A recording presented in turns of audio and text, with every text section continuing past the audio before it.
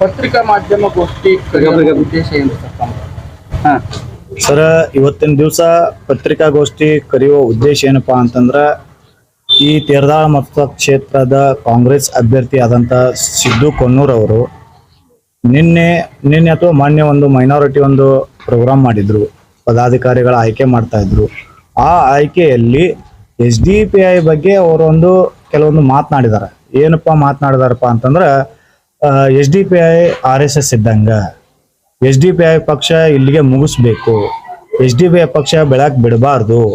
ಇದೊಂದು ಕೆಲವೊಂದು ದಬ್ಬಾಳಿಕೆಯ ತರ ಏನಿತ್ತು ಅಂತಂದ್ರೆ ಸಿದ್ದು ಕೊಣ್ಣೂರ್ ಅವರು ಒಂದು ಹೇಳಿಕೆ ನೀಡಿರ್ತಾರೆ SDPI ಪಕ್ಷದ ಬಗ್ಗೆ. ಇವತ್ತು ನಾನು ಸಿದ್ದು ಕೊಣ್ಣೂರ್ ಅವರಿಗೆ ಕ್ಲಿಯರ್ ಒಂದು SDPI ನಿಂದ ಏನ್ ಕೇಳ್ತೀನಪ್ಪ ಅಂತಂದ್ರ RSS ಸಂಘಟನೆ ಇದು ಭಯೋತ್ಪಾದಕ ಸಂಘಟನೆ ಅಥವಾ ಒಳ್ಳೆ ಸಂಘಟನೆ, ಇದನ್ನ ನೀವು ನಿಮ್ಮ ತೇರದಾಳ ಮತಕ್ಷೇತ್ರದ ಪತ್ರಿಕಾಗೋಷ್ಠಿಯ ಮುಖಾಂತರನೇ ನೀವೊಂದು ಹೇಳಿಕೆ ನೀಡಬೇಕು. ಒಂದು ವೇಳೆ ಭಯೋತ್ಪಾದಕನ ಸಂಘಟನೆ ಆಗಿದ್ರೆ ನೀವು ಇಲ್ಲಿವರೆಗೂ ನಿಮ್ಮ ಸರ್ಕಾರ ಆ ಸಂಘಟನೆಯನ್ನು ಯಾಕೆ ಬ್ಯಾನ್ ಮಾಡಲಿಲ್ಲ? ಇದು ನಮ್ಮ ಒಂದು SDPI ಒಂದು ಕ್ವಶನ್ ಆಗಿರ್ತದೆ.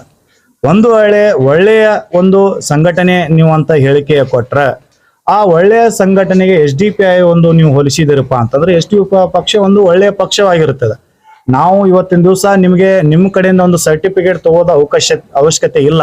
SDPI ಪಕ್ಷ ಒಳ್ಳೆಯ ಪಕ್ಷ ಅಂತ ಅಂದ್ಬಿಟ್ಟು ಇವತ್ತಿನ ದಿವಸ ಸಾರ್ವಜನಿಕರು ಪ್ರಪ್ರಥಮ ಬಾರಿಗೆ ನಾವು ತೇರದಾಳ ಮತಕ್ಷೇತ್ರದಲ್ಲಿ ಒಂದು ಎಲೆಕ್ಷನ್ ನಾವು ನಿಂತಾಗ ನಮಗೂ ಸುಮಾರು ಜನರು ಒಂದು ಹಣ ಕೂಡ ನಮಗೆ ದೇಣಿಗೆಯನ್ನು ನೀಡಿರ್ತಾರೆ. ನೀವು ತಿಳ್ಕೊಂಡಿರ್ಬೋದು, ಇಲ್ಲಿ ತೇರದಾಳ ಮತಕ್ಷೇತ್ರದೊಳಗ ನಮ್ಗೆ ಯಾರು ಸಪೋರ್ಟರ್ಸ್ ಇಲ್ಲ ಅಂತ ಅಂದ್ಬಿಟ್ಟು ನಮ್ಮ ಹಣ ಆಗಲಿ, ತಮ್ಮ ವೈಯಕ್ತಿಕ ಪ್ರಚಾರಗಳಲ್ಲಾಗಲಿ, ತಮ್ಮ ಒಂದು ಯುವಕರೇ ಆಗಲಿ, ಲೀಡರ್ಸ್ಗಳಾಗಲಿ ಇವತ್ತು ನಮಗೆ SDPI ಪಕ್ಷ ತೇರದಾಳ ಮತಕ್ಷೇತ್ರದಲ್ಲಿ ತುಂಬಾ ಸಪೋರ್ಟ್ ಸಿಗ್ತಾ ಇದೆ. ಅದನ್ನ ನೀವು ಭಯ ಪಡ್ತಾ ಇದ್ದೀರಿ. SDPI ಪಕ್ಷ ತೇರದಾಳ ಮತಕ್ಷೇತ್ರದಲ್ಲಿ ಒಂದು ಬೆಳೀತಾ ಇದೆ. ಈ ಪಕ್ಷ ಮುಂಬರೋ ದಿನಗಳಲ್ಲಿ ನಾನು MLA ಆಗಕ್ಕ ಇವರೊಂದು ಸಂಕಟ ಆಗಬಹುದು ಅಂತ ಅಂದ್ಬಿಟ್ಟು ಇವತ್ತಿನ ದಿವಸ ನೀವು ಏನಾದ್ರೂ ಭಯ ಪಡ್ತಾ ಇದ್ರೆ ಅದು ನಿಜವಾಗಿರುತ್ತದೆ. ಯಾಕಪ್ಪ ಅಂತಂದ್ರೆ SDPI ಪಕ್ಷ ಮುಂಬರೋ ದಿನಗಳಲ್ಲಿ ಗ್ರಾಮ ಪಂಚಾಯತಿ ಆಗಿರ್ಬೋದು, ಪಟ್ಟಣ ಪಂಚಾಯತಿ ಆಗಿರ್ಬೋದು, ನಗರಸಭಾ, ಪುರಸಭಾ, MLA, MP ಯಾವುದು ಕೂಡ ಒಂದು ಹೆಜ್ಜೆಯನ್ನು ಹಿಂದಿಡಲಾರ್ದ ಪ್ರತಿಯೊಂದು ಎಲೆಕ್ಷನ್ ಒಳಗಡೆ ಕಂಟೆಸ್ಟ್ ಮಾಡೇ ತಿರುತ್ತದೆ. ಅದಕ್ಕೋಸ್ಕರ ನಾನು ಏನು ಹೇಳ್ತೀನಪ್ಪ ಅಂತಂದ್ರೆ ಇವತ್ತು ಸಿದ್ದು ಕೊಣ್ಣೂರ್ ಅವರು ಒಂದು ಶಾಸಕರು ಇರ್ತಾರೆ. ನೀವು ಕೋಮುಗಲಭೆ ಹುಟ್ಟುವಂತ ಒಂದು ಪ್ರಚೋದನಕಾರಿ ಹೇಳಿಕೆ ನೀಡಬಾರ್ದು. ಶಾಸಕರಕ್ಕಂದ್ರೆ ಇಲ್ಲಿ ತೇರದಾಳ ಮತಕ್ಷೇತ್ರದ ಹಲವಾರು ಸಮಸ್ಯೆ ಇದೆ. ಒಂದು ಇಲ್ಲಿರ್ತಕ್ಕಂಥ ಒಂದು ಕೈಮಗು ನೇಕಾರರ ಸಮಸ್ಯೆ ಇದಾವ, ರೈತರ ಸಮಸ್ಯೆ ಇದಾವ, ಹಲವಾರು ಬಡವರುಗಳ ಸಮಸ್ಯೆ ಇದಾವ. ಆ ಸಮಸ್ಯೆಗಳ ಬಗ್ಗೆ ನೀವು ನಿಮ್ಮ ಮೀಟಿಂಗ್ ನಲ್ಲಿ ಚರ್ಚೆ ಮಾಡಬೇಕು. SDPI ಪಕ್ಷದ ಬಗ್ಗೆ ನೀವು ಹೇಳಿದ್ರೆ ನಮ್ಮ ಪ್ರಚಾರಕರು ಯಾರಪ್ಪ ಅಂತಂದ್ರೆ ಇವತ್ತಿನ ದಿವಸ ನೀವೇ ನಮ್ಮ ಪ್ರಚಾರಕರು. SDPI ಪಕ್ಷ ಬೆಳಲಿಕ್ಕೆ ಒಂದು ಅನುಕೂಲ ಒಂದು ಮಾಡಿದ್ರಿ. ಅದಕ್ಕೋಸ್ಕರ ನೀವು ನಮಗೆ SDPI ವತಿಯಿಂದ ಕೂಡ ನಿಮ್ಗೆ ನೀವು ಧನ್ಯವಾದಗಳನ್ನು ಹೇಳಲು ಬಯಸುತ್ತೇನೆ. ಯಾಕಪ್ಪ ಅಂತಂದ್ರೆ ನಮ್ಮ ಪ್ರಚಾರಕರು ಇವತ್ತು ಸಿದ್ದು ಕೊಣ್ಣೂರ್ ಅವರು ನಮ್ಮ SDPI ಪಕ್ಷದ ಬಗ್ಗೆ ಸ್ಟಾರ್ಟ್ ಮಾಡಿದ್ದಾರೆ.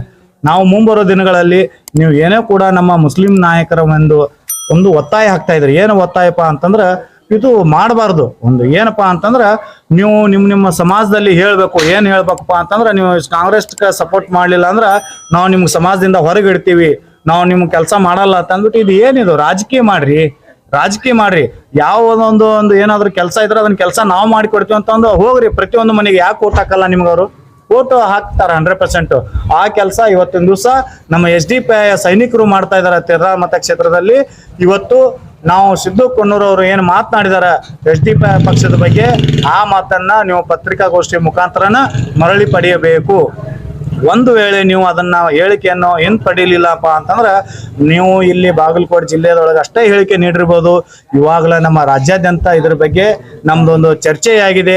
ಆ ಚರ್ಚೆಯಲ್ಲಿ ನೀವು ಇಮಿಡಿಯೇಟ್ಲಿ ನಾವು ಒಂದು ಗಡುವು ನೀಡ್ತೀವಿ ನಿಮ್ಗೆ. ನಾಳೆವರೆಗೂ ನೀವು ಏನಾದ್ರೂ ಇದನ್ನ ಹೇಳಿಕೆ ವಾಪಸ್ ಪಡೀಲಿಲ್ಲಪ್ಪ ಅಂತಂದ್ರ ನಾವು ಮುಂಬರೋ ದಿನಗಳಲ್ಲಿ ನಾವು ಕರ್ನಾಟಕ ರಾಜ್ಯಾದ್ಯಂತ ಇದನ್ನ ನಿಮ್ಮ ಸಲುವಾಗಿ ಕಾನೂನು ಹೋರಾಟನೂ ಮಾಡ್ತೀವಿ. ಅದರ ಜೊತೆಗೆ ನಾವು ಒಂದು ಪ್ರತಿಭಟನೆಯನ್ನು ಮಾಡ್ತೀವಿ ಅಂತ ಅಂದ್ಬಿಟ್ಟು ಇವತ್ತಿನ ದಿವಸ ನಿಮ್ಗೆ ಇದು SDPI ಈ ಹೇಳಿಕೆಯನ್ನು ಖಂಡಿಸಿ ನಿಮಗೊಂದು ಆಗ್ರಹ ನೀಡ್ತೀನಿ ಅಂತ ಅಂದ್ಬಿಟ್ಟು ಇವತ್ತಿನ ದಿವಸ ನಾನು ಹೇಳಲು ಬಯಸುತ್ತೇನೆ. ನನ್ನ ಹೆಸರು ರಾಜಭಕ್ಷ ಜಮಾದಾರ್, ಬಾಗಲಕೋಟೆ ಜಿಲ್ಲಾ ಸಮಿತಿಯ ಸದಸ್ಯರು ಹಾಗೂ ಮುಧೋಳ ವಿಧಾನಸಭಾ ಕ್ಷೇತ್ರದ ಅಧ್ಯಕ್ಷರು.